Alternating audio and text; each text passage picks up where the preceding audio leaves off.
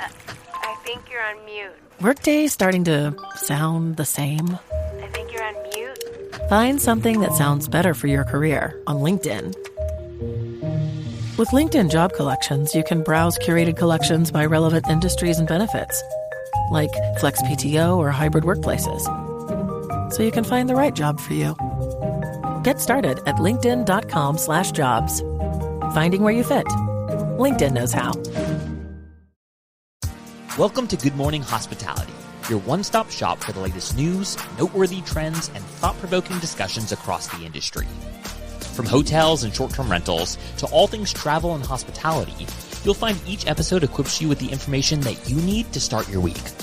Join us on Good Morning Hospitality every Monday, wherever you get your podcasts.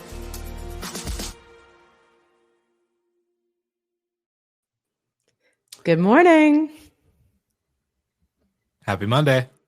That's right. We're back. It was a long weekend in the Golden household. My wife was out of town and the kids had the flu. So, Oh, no. yeah, long weekend. I've got a little cold myself now. I'm trying not to admit defeat to it, but powering away. That is tough. 3 boys down for the count. Yeah. Well, we're here. We showed up. You know, it's half the battle. Happy Monday. That is. How was the weekends for everyone outside of being sick? Brandy, what'd you do? I cooked a big dinner on Saturday night, which was nice. And other than that, it was a pretty chill weekend. I bought like $150 worth of books yesterday, so that was also great. I had $30 off at the bookstore, which means I have spent a lot of money at the bookstore. Any books that stood out to to you that you could share with us and the listeners that we should? Oh, sure. Well, I'm a big fiction person. So the one I'm reading now is called God of the Woods, and it's a fictionalized account of this disappearance in the Adirondacks of a pretty wealthy family up there that happened in a summer camp. And it's caused kind of a stir in the Adirondack community because some people are like, that's not what happened. It's like, obviously it's fiction. But so I'm curious to have my own take on that. And then another one is Nexus by Yuval Harari. So not fiction, but it's his kind of explanation on AI and human thinking networks and stuff like that. So I'm excited to read that. Heard about that one. Is it? Yeah. You haven't got into it yet? I just bought all these yesterday. So I'm about 5 pages into the first book. you got to get on that. Go ahead. Sounds like you built quite a bit of loyalty at this local bookstore. I did. Great segue. Yeah. No, but we're not. You're going off you guys are going off the chart. You have to get the Red Rising series, though. You have to get on it. I promise you won't regret getting into that fiction series. It's so good. I'm in the 3rd book, about to wrap it up. 4th and 5th book, and 6th and 7th are on the way. So. Oh my gosh. Okay, I will. I'll add it to my TBR list. It's good. It's my niece thankfully doesn't listen to this podcast, but she's a big bookworm, so I got her the whole series for her birthday coming up in May, and I'm very excited because it was on her list, and now she doesn't have to get it because Uncle came in town. But really excited. For me, nothing crazy this weekend. Chill, workout. Go on a hike. Beautiful weather. I got a little bit of a sunburn. I don't know if you could see. But 65 degrees in Colorado was felt like summer. We had cornhole out. We were listening to country music, barbecuing. It was great. So good old time. Denver sun will get you. Yeah, it's great. I'm a big fan. But Jamie Lane had an interesting weekend for all of our listeners that were aware of his soccer or basketball mishap, and now he's got a soccer mishap. So shout out to Jamie for scoring for the wrong team, or at least his son scoring for the wrong team. Fun little story for any of the listeners that I laughed out loud when I saw him text that. So good. So they have jersey colors. I don't right? Understand. I don't get it. I don't get it either. I'm like, how does his son not say anything? The moment he's on the wrong side, just no, I need to be over there. But so funny. So good. But in other news, before we get into today's topics, our amazing partners and sponsors at Fido have made some big headway by acquiring another company in Dallas, Texas called First Waste Services.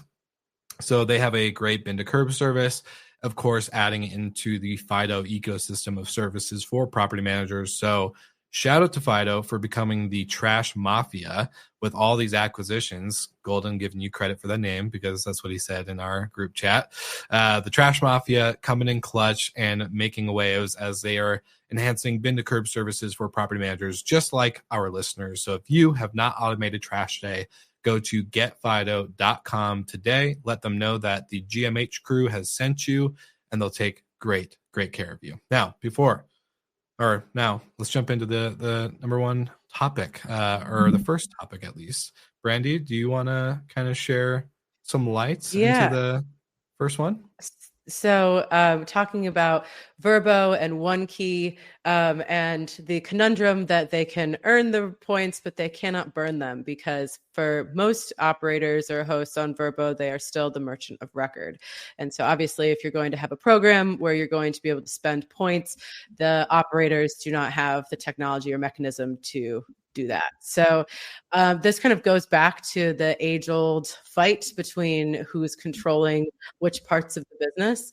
And, you know, a lot of OTAs now offer or insist on being the merchant of record. This isn't like revolutionary, but Vrbo definitely is one of the last ones. And you know, there's a lot of operators have feelings about this, and they obviously want to control, you know, be the merchant of record, control who has the final say and who refunds. I mean, there's the classic example of Airbnb during COVID, just, you know, unilaterally refunding. I remember that day. It was pretty painful. But on the other hand, bloody Sunday. Yeah. It was.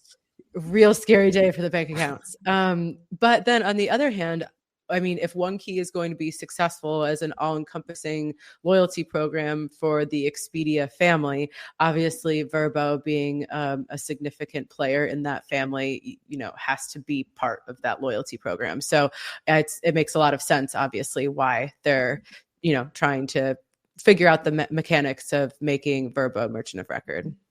Yeah, I think the way Marriott has it set up, I love it. It's basically earn all your points on regular Marriott or on the card and then go burn them on vacation rentals. But with Expedia, with Vrbo being unable to use OneKey at this point, the people that are booking their summer vacations, their $10,000 weeks at the beach, that's going to be a lot of hotel stays throughout the rest of the year. So it's almost can invert it a little bit. You know, it just all depends on the customer profile. You take your family vacation to the beach, and then you and your wife can escape to, you know, New York City for Christmas or whatever the getaway. Leave those kids at home for Christmas. Well, you know, whatever. Not Christmas Day, but Christmas time. Yeah. No, you'd never want to miss Christmas with the kids. It's too much fun. But hey, I think it's maybe by an error on their side, but I don't see too many property managers actively changing the ability to control their own revenue sources and cash flow to be a part of OneKey at this point. And I think they're going to have to put out a bunch of data to convince people that they're missing out on 5-10% occupancy by not doing it. So they might have shot themselves in the foot by doing it this way. I mean, there's really no way around it. Like, I don't really. Vrbo is you get to remain the merchant of record.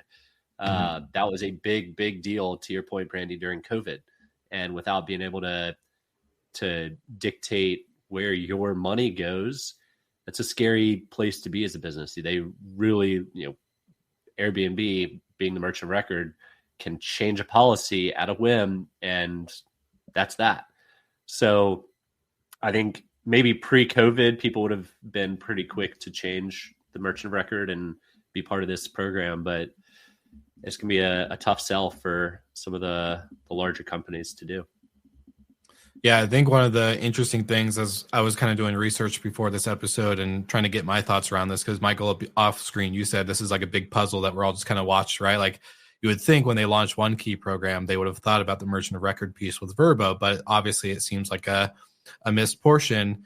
And one of the incentives or one of the interesting things I think with the Expedia versus like Marriott type situation is that Expedia doesn't have as strong of a brand, in my opinion, from a traveler standpoint as Marriott does.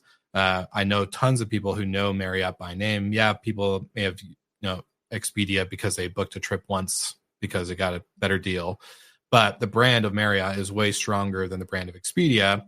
So the burn of rewards points is really interesting. And our friends at Marriott Homes and Villas gave us a ton of great stats, Brandy, when we were at VRMA. We got super insightful data, especially when we kind of covered a lot of it on the show in terms of ADR rates and how high those were, the conversions, the quality of the guest in general.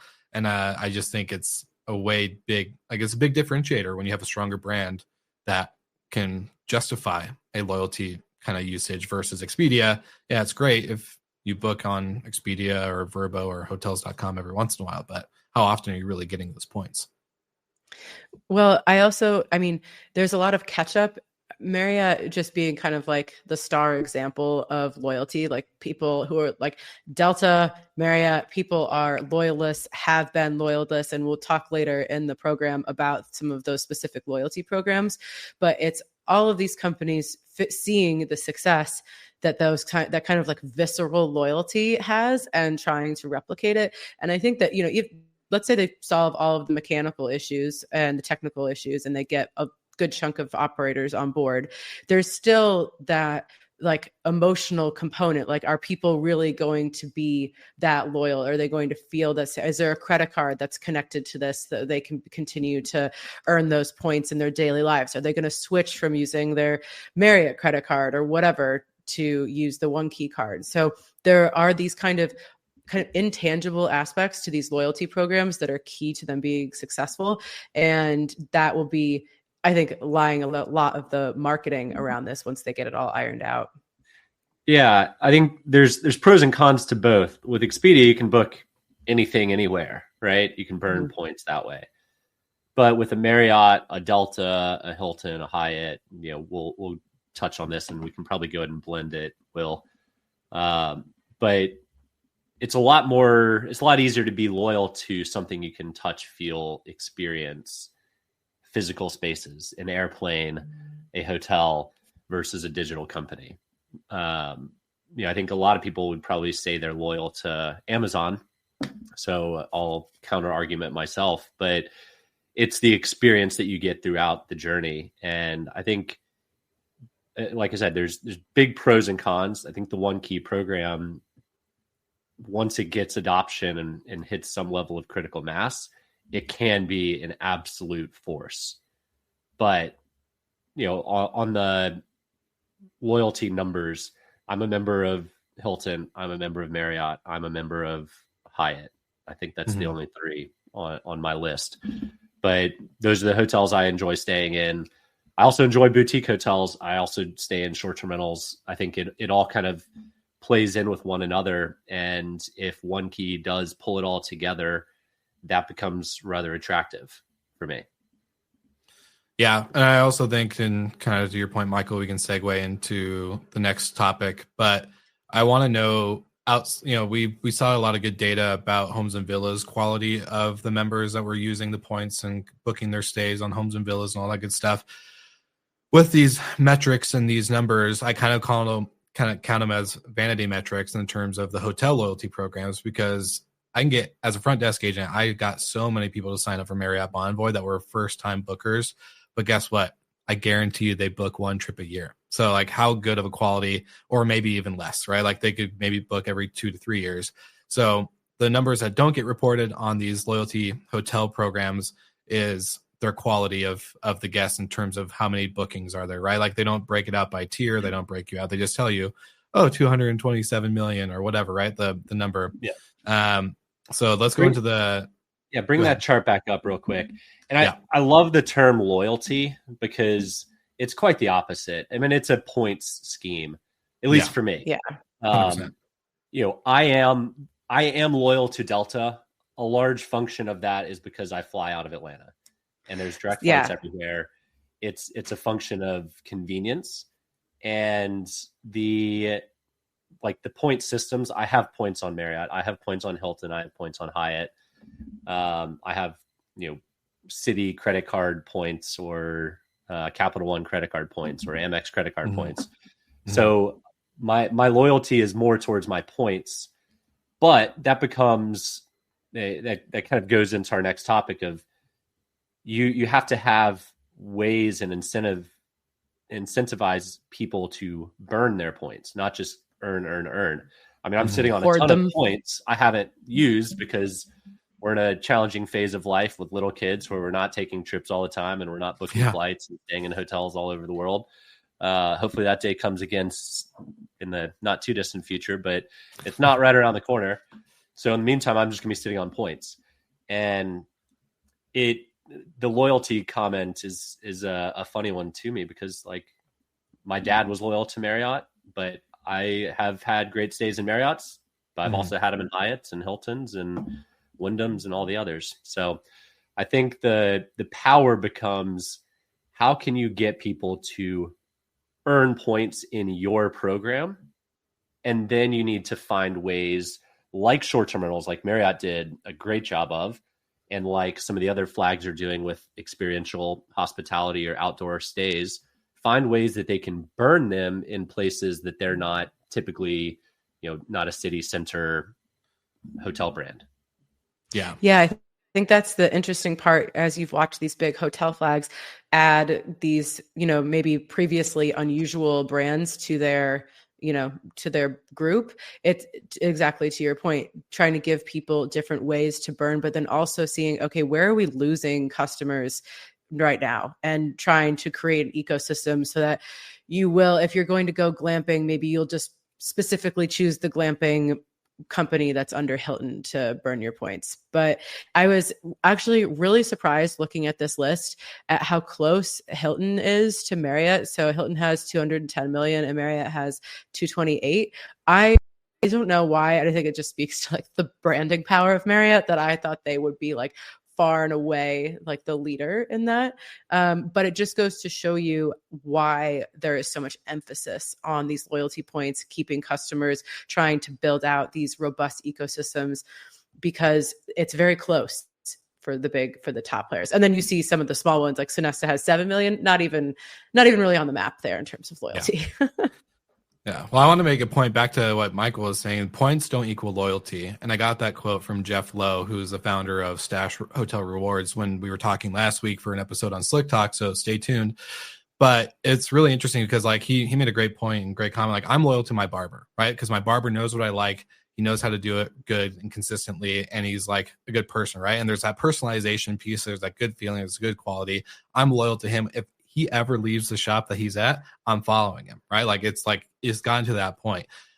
Like Michael pointed out, he's loyal to where his points lie, and points do not equal loyalty. So I'm an IHG member, I'm a Hilton, I'm a Hyatt, I'm a Marriott guy. Like, I prefer to fly Alaska Airlines. I prefer to stay at a Marriott hotel, but also price and all these other things come into play. So I'm not going to be loyal to those brands to the extent that I'm loyal to my barber, or to that I am to what X, Y, and Z type service or product, like I am to Apple, right? Like, Apple's always been consistent. I never have issues with my computers, or my iPads, or my phone, or whatever. It's like, I'm an Apple guy. I'm loyal to that brand versus Android or anything else. So I think loyalty is, like you said, Michael, very interesting, because it's not loyalty in terms of this chart or the article kind of mentioned. They started out as loyalty programs, 100%. And some of the stuff still exists, right? You stay, my dad traveled every week and stayed in a Marriott, all over the country, whatever. They knew whenever he checked in, he wants this room that's like as far away from the elevator. He wants 2 extra towels. He wants, whatever they knew it. He was a diamond or whatever their premium thing is. The diamond medallion, blah, blah, blah. Right. So, but there's status. There's like a piece of your profile carries with that to that property, right? Yeah, that property, but that brand as well. Yeah. And Yeah. Marriott, Hilton, Hyatt, they do a great job of delivering that to their premium guests. But most of us have points with them. We're gold or silver because our credit card gave us that status. And it doesn't really mean anything. It just means they make you feel a little bit more special. So then maybe you'll burn more points or earn more points with them. And they know nothing about me as a traveler. They've never asked my preferences of room types. They've never asked, there isn't that two-way street like you're talking about, Will, where the relationship has been built. But the relationship has been built with my wallet in the means of points. And to kind of get back to how this ties in with short-term rentals and outdoor hotels and whatnot, they have to continuously find ways to burn points, because whenever you have a point system, that's a liability on their balance sheet. They're sitting on credits that I could redeem at any point in time. So their goal is to make me burn those as quick as possible by offering me things that I want to go experience and go and stay there. So I love the approach that the hotels are taking. It's very interesting, the affiliate approach that a lot of the hotels are starting to do versus just franchise or flag. But let's bring up your post. Explain that a little bit more, because I thought your post on LinkedIn was really interesting. Insightful conversation, insightful way of thinking of the affiliate association. So let's bring that up real quick. Yeah. So Skift wrote a great article. I mean, we've touched on it here, but like I was saying, the flags are looking for ways to burn points. And so they're doing affiliate deals, basically becoming an OTA for brands like Sonder, Trailborn, Under Canvas, AutoCamp. And there's more. And I think a lot more of the flags see this happening, and there's just going to be an arms race. So what does that mean in short-term rentals?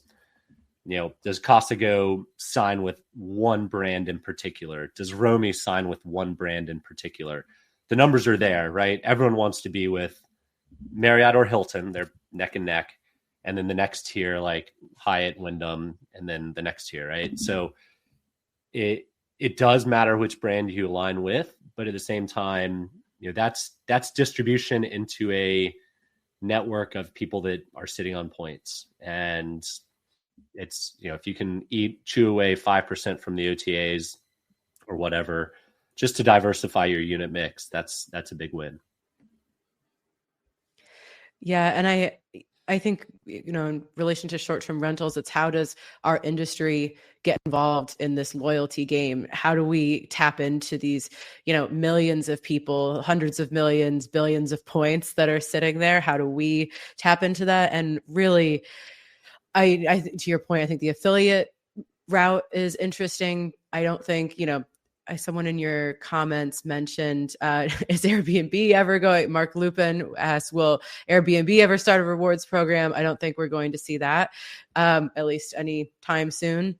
And so it's a struggle, I think, for operators. And before, off camera, we had some conversation about, operators starting their own loyalty programs or membership programs. And I just think that this part is the most elusive, like how to build that yourself is very, very difficult. And so, it'll be interesting to see if any of the big players like Costigo can show us the way for some of the smaller players.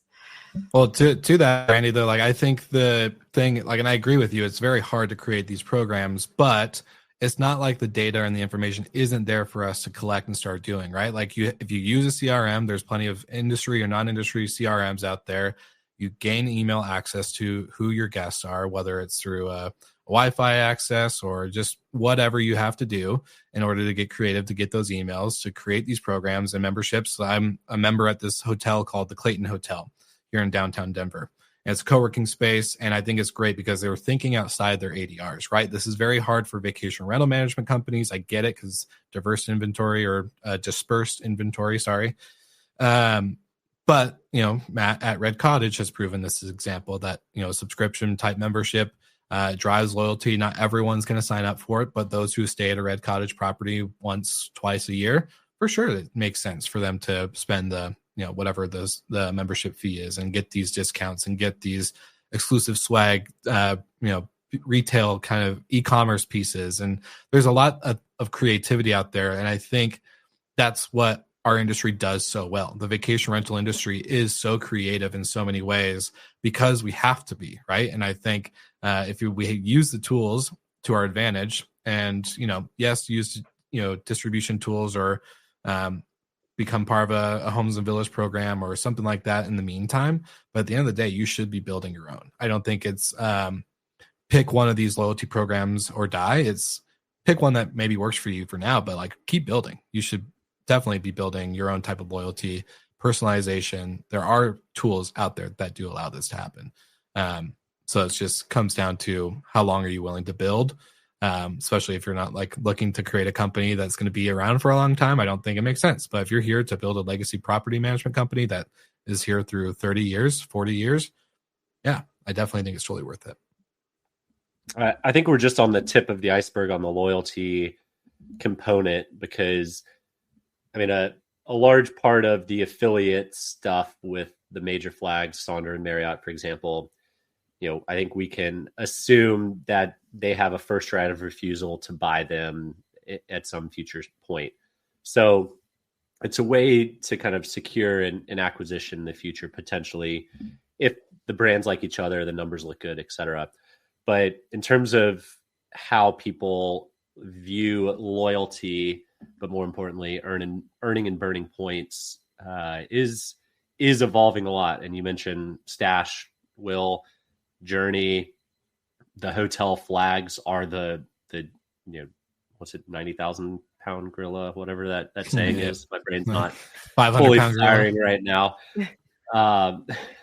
Yeah, something 90,000. like that. That sounds like a heavy gorilla. That's King Kong. Gorilla. King Kong, yeah. But I do think there is room for it. And then the Expedia, they're a behemoth, right? But can they convert this into a meaningful program? I think starting with the credit card makes total sense. People starting to earn meaningful points. I had a loyalty thing with Booking for a while, but I never really understood the program, and I don't think I ever got anything back as a result of it. So you just have to make it clear, let people try and start to gamify it. And once people are starting to gamify your points program, then you're in a really good spot because then you've got some adoption. And if you're able to gamify it, or some people are able to gamify it, then other people are going to try and follow suit. So I do think this is going to be continuously evolving segments within hospitality. Who wins? I don't know. I really do like the affiliate play by the flags. It makes a ton of sense for them and for the partner. But I don't know if it stops there. I think there's other ways to capitalize on it. I'm curious, in the next 5 years, you have so many different loyalty points or programs that are competing for your money. And it's like, okay, am I just going to spread myself thin and try to be a member of like all of these different things? Or am I just going to really dedicate all of my money towards this one credit card? And like, I have an example, like I have an American Airlines credit card because much like you, I am forced to choose. Well, you're forced to choose Delta, which is the better scenario, but I'm forced to choose American because Miami is the American hub. So I have that card, but then also the Chase Sapphire Reserve. That's a card where, it is much more broad. I can use those points on a number of things. It's not one brand specific. And so then I'm thinking like, okay, would I add another like credit card or another loyalty program? Like how far is my money being spread? Am I going to get worse benefits or worse things because I only have a few points in each place? Or do I just pick one and concentrate all of my money there and then, can get maybe like, first class tickets to Southeast Asia or something, a big purchase? Yeah, I think in the beginning it started out as a loyalty to one, and that was who you stuck with. And now it's opened up to this game of, hey, how many points can I get across the board? And I think it's going to, I think just prediction, it's going to slowly start going dwindled down. It's going to be like, okay, what one do I actually use the most? What one do I actually get the most benefits? What one actually takes care of me better when I check in or when I get my upgrade or when I get this, right? Like it's eventually going to come down to quality versus quantity. And one of the kind of comments I was thinking about earlier is, brands create members, hosts or individuals that don't really create a brand, get whatever the OTA or the platform gives them. So I think when it comes to this, it's really important to think about brand and to think about what that brand means to your users. I think it's a true testament to what Expedia has done, to what Marriott's done, to what Hilton's done, to Red Cottage, for an example, to all these companies that have these programs. It's all about brand, and eventually there's going to be a kind of a dwindling down of how many brands people are going to pick their loyalty to. I like that vision, the loyalty to the points, and then ultimately back to the loyalty. People when they travel, they want to experience, they want to feel special, right? And nobody feels special if everybody has gold or silver at this hotel, and it really doesn't mean anything except maybe you sign in over here instead of over here. Well, guess like when you go on a Expedia or Booking, guess what? You automatically become a member when you try to book with them. So it's like, okay, I guess like I'm a member now. Great. For the one time I'm going to book this one stay because it's cheaper or whatever the situation is. It's like, is that really loyalty? It's not. It's just everyone's getting it. Yeah. Yeah. Yeah, and it goes back to Brandy's comment of are we going away from loyalty and into points? I like your world, Will, where we get back to actual loyalty, but it's going to be a while. We're in the points earn and burn phase of the cycle, and we're going to be here for a hot minute. Apparently, the only thing I'm loyal to is this one bookstore in Miami. But it's local. It's a good local experience. They know you. They probably say hi, Brandy, when you walk in. It's and always support local booksellers. Barnes and Noble and Amazon don't need it. Agreed. But so we'll see how this plays out. I think the thing I'm most interested in that'll happen in the near term is seeing how Vrbo manages the integration into, or getting a host to be merchant of record, and to see if people this time around put up a huge fuss, or if people are, more willing to accept that as a potential to gain more customers. For sure. And to be honest, I behind the scenes, we're talking about, Alabama passed a law that is stating that OTAs have to allow the property managers and operators be the merchant of record. And I texted Ginger Harrelson from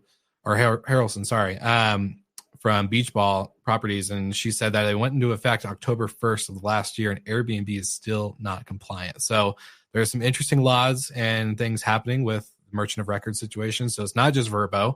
There are states and destinations that are big advocates of staying as the merchant of record. So the story will continue to follow. To be fair to Vrbo, they are compliant on that one.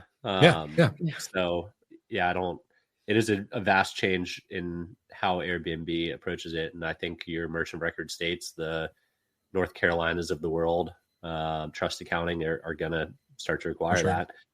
And I don't know if that's a bad thing. So let people control their income. Don't have a middleman sitting in the middle. But more people will take from the pie.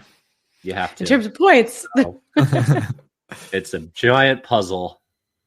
Yes. Well, lovely episode, lovely conversation. Always great to see you guys. For the listeners, for the morning people out there, make sure you like and subscribe to our newsletter. We are back up and running, and it is going out every week. So first one went out last week, right before our Good Morning Outdoors crew went live on Thursday morning.